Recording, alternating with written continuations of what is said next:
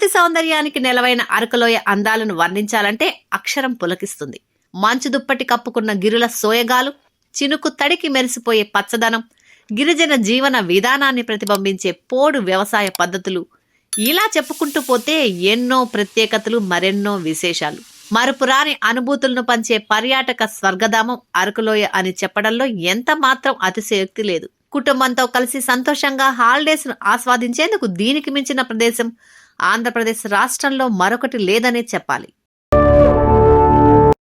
ఆంధ్రప్రదేశ్ రాష్ట్రంలో ప్రధాన నగరమైన విశాఖపట్నం సందర్శనకు వచ్చే టూరిస్టులు ఎవరైనా అరకులోయను సందర్శించకుండా వెళ్లరు. నగర పర్యటన ముగించుకున్న తరువాత హిల్ స్టేషన్ కు పయనమయ్యేందుకు అధిక శాతం పర్యాటకులు ఆసక్తి చూపుతారు. విశాఖపట్నం నగరానికి 114 కిలోమీటర్ల దూరంలో సముద్ర మట్టానికి 900 మీటర్ల ఎత్తులో అరకులోయ హిల్ స్టేషన్ ఉంటుంది. పర్వత శ్రేణుల నడుమ ఒదిగి ఉన్న ఈ ప్రాంతం ప్రకృతి రమణీయతకు ఆలవాలం. అరకులోయ కేవలం పర్యాటక కేంద్రంగానే కాదు, లొకేషన్ల పరంగా సినిమా షూటింగ్లకు కూడా గమ్యస్థానంగా నిలుస్తుంది.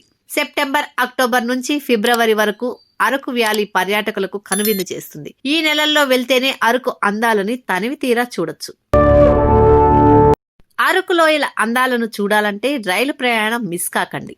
అరకులోయకు రైలు, రోడ్డు మార్గాల ద్వారా చేరుకోవచ్చు. రోడ్డు మార్గం ద్వారా ఘాట్ రోడ్డు ప్రయాణంలో సుదూరంగా ఉండే జలపాతాలు, గుహలు, ఎత్తైన వంతెనలు కనిపిస్తూ ఊరిస్తుంటాయి. కానీ అక్కడికి చేరుకోవడం మాత్రం సాధ్యపడదు. అదే రైలు మార్గం ద్వారా ప్రయాణిస్తే ఈ అనుభూతులను ఆస్వాదించే అవకాశం లభిస్తుంది. ఇతర రాష్ట్రాల నుంచి వచ్చే పర్యాటకులు బస్సులు, ఇతర వాహనాలను బుక్ చేసుకుని రావడం వలన ఈ ప్రయాణాన్ని మిస్ అవుతూ ఉంటారు. కొందరు విశాఖలో తమ వాహనం దిగి రైలు ద్వారా అరకు చేరుకుని అక్కడ తిరిగి తమ వాహనాలను అందుకోవటం చేస్తుంటారు.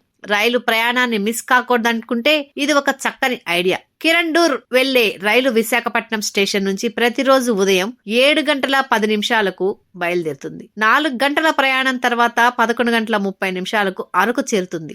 మళ్లీ సాయంత్రం 3 గంటలకు అరకు నుంచి బయలుదేరి రాత్రి 7 గంటలకు విశాఖకు చేరుతుంది. రైల్వే శాఖ టూరిస్టుల కోసం ఈ రైలుకు అదనంగా అద్దాల బోగీని జత చేసింది. ఇది మిస్ అయితే అరకు వెళ్లే రైలు మరొకటి లభించదు. కాబట్టి ముందుగా ప్లాన్ చేసుకుని స్టేషన్ కు చేరుకోవడం మంచిది.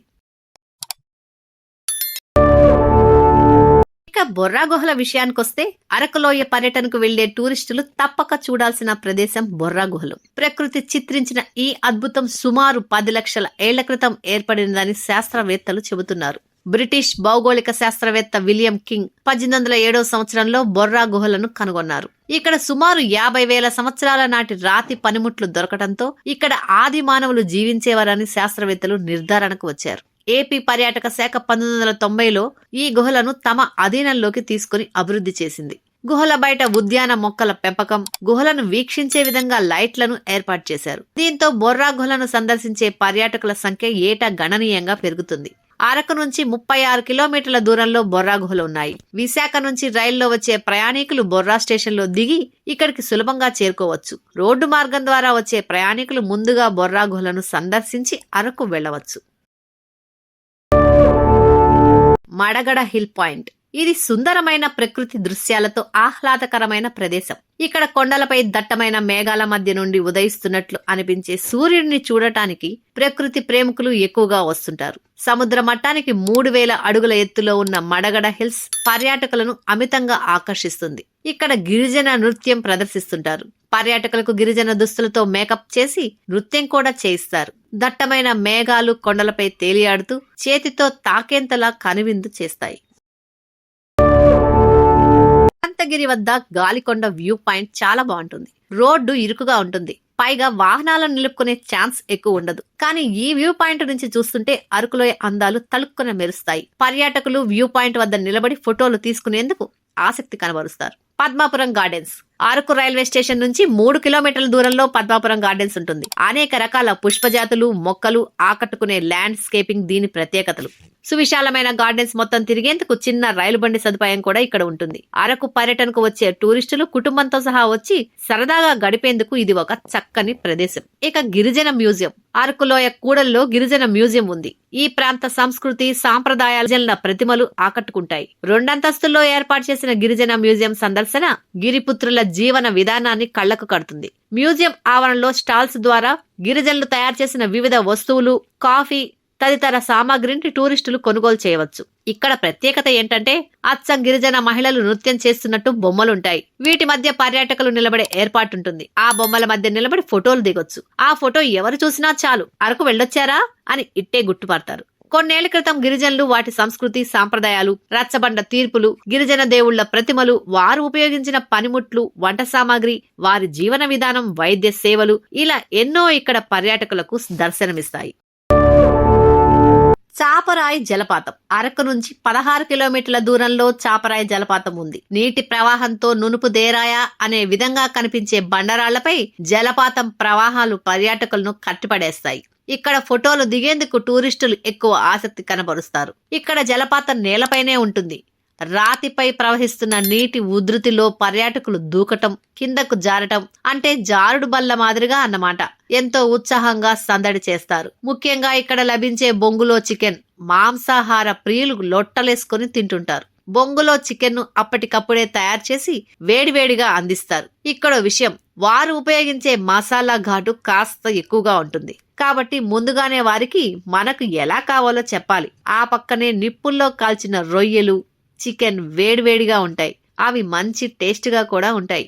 ఎటు చూసినా కాఫీ తోటలే దర్శనమిస్తుంటాయి. కొన్ని వేల ఎకరాల్లో విస్తరించి ఉన్న కాఫీ తోటలు పర్యాటకులను ఆకర్షిస్తాయి.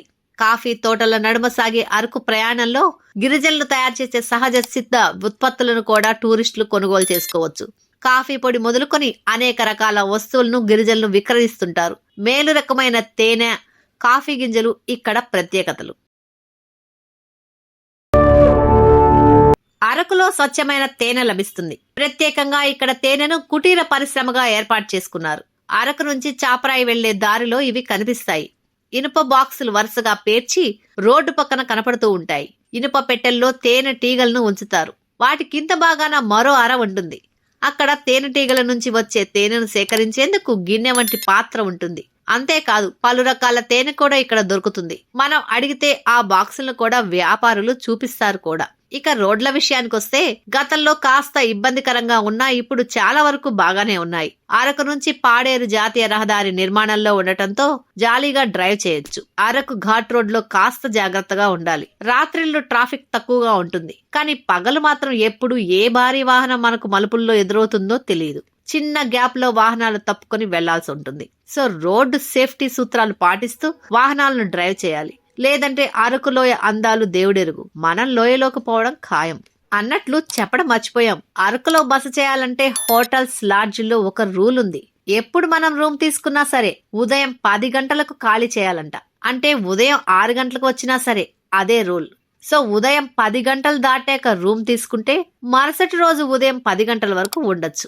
ఇది 99% అరకులోయ అందాల స్టోరీ. 2 రోజులు ప్లాన్ చేసుకుంటే అరకు సోయగాలను చక్కగా చూసేయొచ్చు.